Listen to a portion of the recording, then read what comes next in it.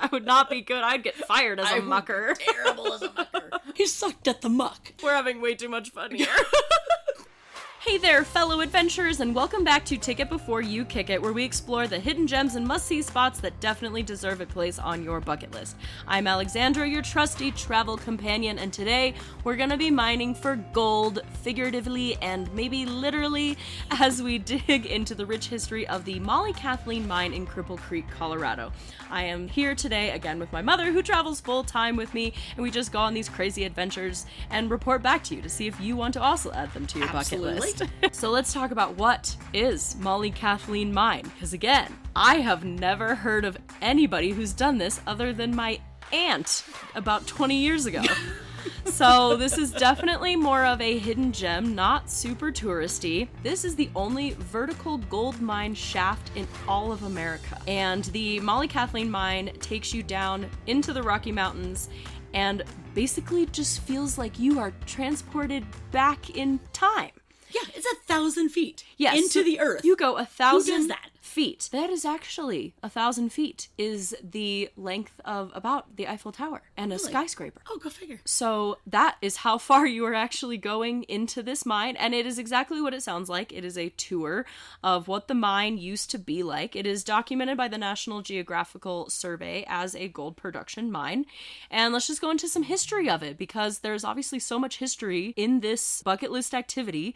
So it's more than just a cool name. It's actually a tribute to Molly herself, who discovered this treasure trove back in 1891. She was actually the first woman to strike a claim to her name in the gold camp. And back then, like, women didn't have rights to anything. Oh, yeah, no. Like, they could definitely, they could not claim their name to something of that substantial value. So honestly, good for her. I absolutely love it. And they actually started doing tours of this mine just to get some extra income. And the early mining day tours were lit by candlelight. Oh, see, that would have been so much better. I think it would have. And it was funny because when we went on this tour, they actually showed what it would have been like in candlelight, because the miners worked in candlelight too. Yes. And what was it that they said? They said that they would have to do it all without blowing out the candle. Because if you blew out the candle, you'd be screwed, wouldn't you? Absolutely. Yeah, like you would. It's so dark. It's beyond dark. Yeah, so that was like a part of their job descriptions. They had to do all of this without blowing out the candle.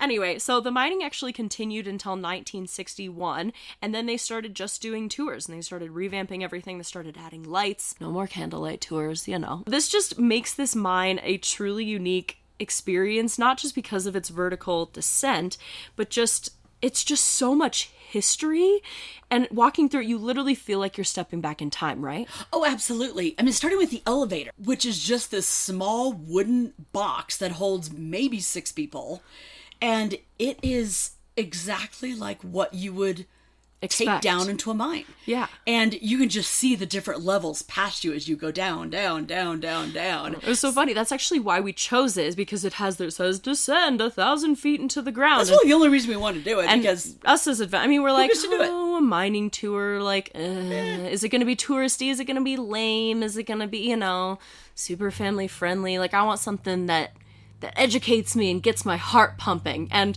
I was like, okay, we're gonna figure out if this is lame within about 2 seconds. Yes. And they crammed us into this elevator shaft, literally like sardines. If you're claustrophobic, this is a no-go for you. Yeah, this part.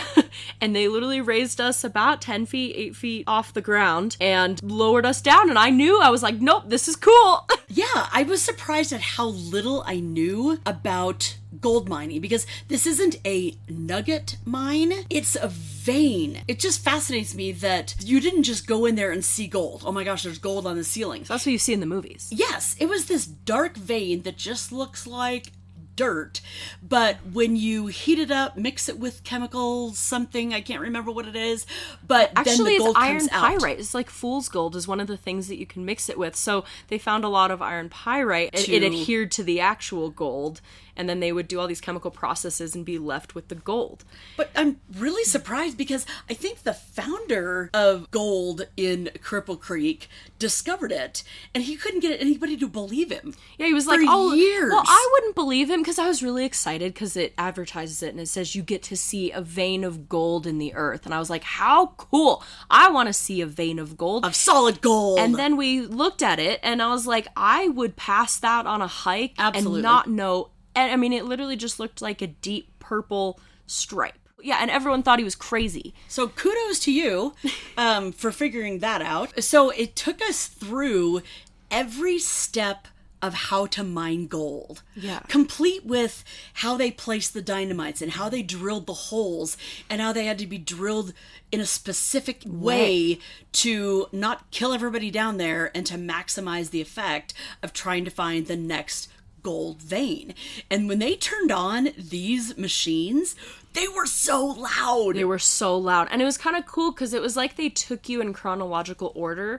So it started out and they actually have some really creepy wax figures down there, which let me just say, I would not want to be down there alone. Oh yeah, it was a little creepy. It was a little creepy. Ghost tour and mine tour. But right up my alley. It was so interesting because you got to see, again, the candlelight on what they were working with, and then how they would just put it in and then just start pounding that, and you got to see all their tools, and then you heard about all of the jobs and how much they paid, like the mucker. Yes. Like the mucker, he would just shovel rocks and get everything into there, and he got paid what, like $3 a day? And that was I think it was less. That was a job. Everybody wanted that job. Yeah, and if he couldn't do it, then you're out. Like if he couldn't muck fast enough, then that was it. And there is a famous boxer. Yeah, Jack Dempsey actually tried mucking and got fired. He sucked at mucking. He sucked at the muck. I'm a suck mucker. I muck and I suck. We're having way too much fun here. Apparently he was terrible at this and then decided he'd do boxing instead. Talk about a career change. Good for him. Yeah, good for him. So then they started going through, again, where to place the dynamite and all of the drills that they would use, and these are still working. I was actually very surprised at how much this tour felt like caving. Surprisingly, yes. Yeah, like there was a lot of minerals, a lot of things in there, copper, sulfur, and we actually got to look at everything. Yeah, and I guess that the intricacy and the miles and miles and miles of caves underneath Cripple Creek, we were talking to a couple locals and they used to go from town to town underneath the earth in these caves. Yeah, our guide was joking that they probably have an entire mining system all the way to his school, but he just wouldn't know how to get there because it's so intricate. Oh, yeah. And so there's just thousands and thousands of tunnels. And they also used to say how they would pay children to come in and bring the muckers. I don't think it was the muckers. It was a guy who would climb up. I forgot the name of it, but he would climb all the way up to the top. He got paid the most, like $3. $3 or $4. Because it was so dangerous being up there. And again, that wax figure was so far away that it kind of looked real. So he shined his light up there and I went, why is that dude up there? They also have a wax figure of some guy in the outhouse in the mine, which is a little gross. Kind of made me want to try out the outhouse, but no, they wouldn't let me. Well, also halfway through, you got to go on this little train thing through the mine. Yep. So that was really cool. It was so impressive. I don't know why. It was just so cool. I don't know why I was like, oh, we're going to go tour a mine. No, it was really so adventurous. It was very informative, and I felt like I learned a lot about the mining culture back then and how they actually used to mine, and seeing these machines in action. It was like history come to life. Well, and they also had symbols or signals that they're still being used today. There was this chart of the signals that the miners would use to communicate everything.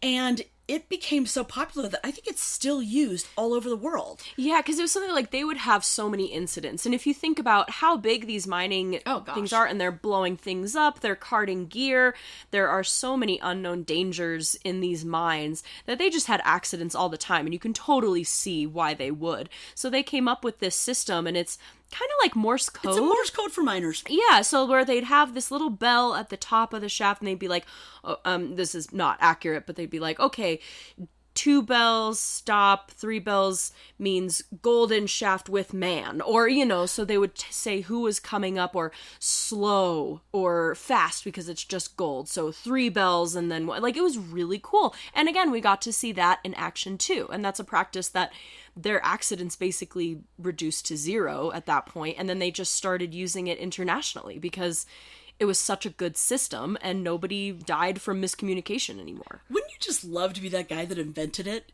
And if he could know now that what he came up with would go worldwide, that would be so impressive. And he probably died before I ever found that out. But dude, you rock. I know. And it's so interesting how dangerous those were. I mean, they were talking about this drill, how they would drill, and then all of the fragments of rocks and the dust would all go into their lungs and they would all pass away.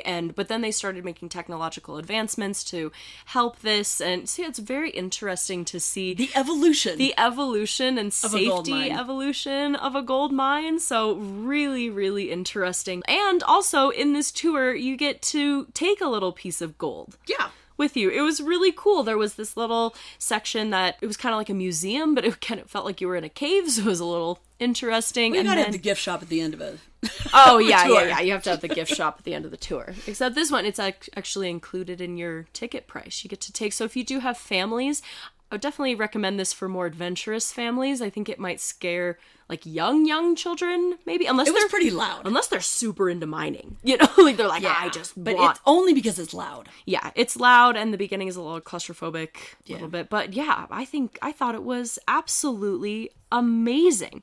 So let's talk logistics so that you can also check this off of your bucket list. Best times to visit. What we figured out is that Cripple Creek is actually an average of 10 to 15 degrees cooler than Canyon City and Colorado Springs. Can definitely confirm this because we actually went from Cripple Creek, because we were staying in an RV park. We went from Cripple Creek to Colorado Springs, and it was seriously 70, maybe 80 at the most that we saw in Cripple Creek. But in Colorado Springs, it was 95 degrees Fahrenheit. Cripple Creek was just fun. We only stopped there because it was right in the middle of point A and point B, and we just loved it. So Cripple Creek, the train, the food, the gambling, the rafting. It was just really fun. Yes, I do have an entire Cripple Creek bucket list, as per usual. If you do want to check it out in the show notes today, saying everything that we kind of killed Cripple Creek. I'm not going to lie. We killed it. We did everything. So definitely going to be sharing more info on that, including more info about the Molly Kathleen Mine. But yeah, I think summer is a good way to go here. It's cool. And also the underground temperature sits around 50 to 55 degrees all the time. So it really doesn't matter when you do the mine. Yeah. You're not going to freeze more. Yeah. But I think summer would be perfect because you could go in there. It's so nice and cool. It would be like such a nice escape from the heat. So definitely I would go with summer. And it's also important to note that it is only open May through the second week to October. So it is not open all year round. What to expect? We kind of talked about it. You will descend 1,000 feet underneath the ground.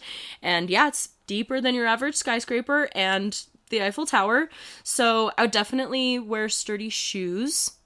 Because some of the ground is a little bit uneven in dirt. As I said, it looks like a cave. So be prepared to wander around a cave. Yeah, they didn't tourist it up at all.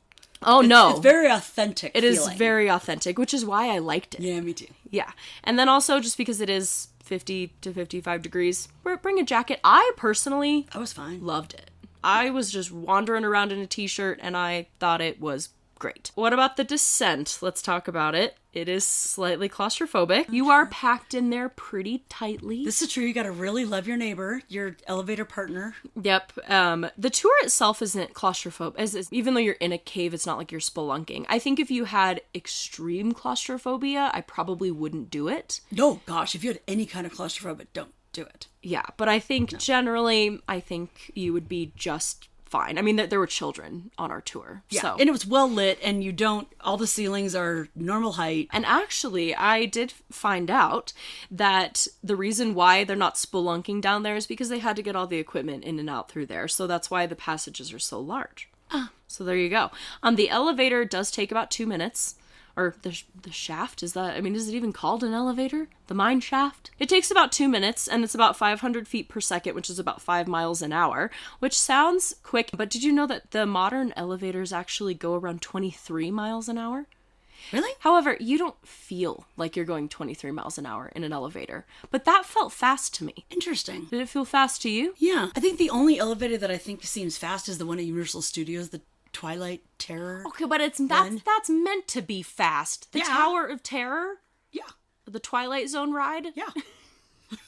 The one that's purposefully supposed to drop you? Yeah, that probably is the fastest elevator you've ever been on. I'm just saying, it's truth. Good job. Now, talking about the walking tour, let's just talk about the difficulty. Super easy. Easy. Yeah, I think it's easy. It's pretty much flat, and you only have to walk about a quarter of a mile. You take a train, it's actually called a tram air locomotive. That's where we saw the guy in the outhouse. I mean, but if you are handicapped, really isn't. No, unfortunately it is not ADA accessible just because it is a mine. And it's not, like Cave of the Winds, if you've ever been to Cave of the Winds in Colorado Springs, like that's very touristy and it's made to be accessible to people. Right. This is not like that. This is a authentic vertical mine shaft where you go down there and it looks pretty much exactly how it was. I think they have some railings that are down there, but it feels pretty much like you're stepping back into the old mining towns, which again makes it worth it for me, for sure. Yeah. They just walk you around, show you everything, show you the veins, give you a little bit of gold, talk about the history of it. Remind you that it's not really fun to be a mucker. Don't be a mucker. So glad that I'm not a mucker. I would not be good. I'd get fired as a mucker. Terrible as a mucker.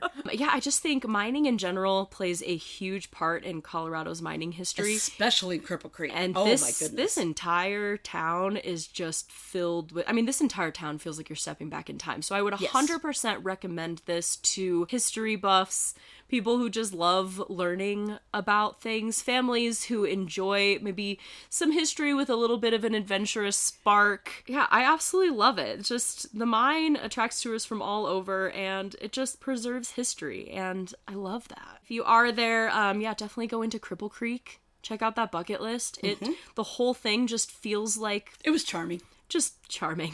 And you just got a bunch of casinos. We were joking that Cripple Creek felt like Estes Park had a baby with Las Vegas and out popped a cowboy. Like, it's so quirky and weird.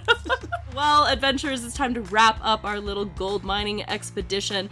The Molly Kathleen Mine is just an experience. It's an experience. Yes, and it's just a chance to connect with history, nature. So yeah, definitely add this little hidden gem to your bucket list. And don't forget to tune in next week as we explore yet another captivating corner of the world. And until then, just keep wandering and keep adventuring. Happy travels. Yeah, and do not fart in the elevator on the way down. Just saying.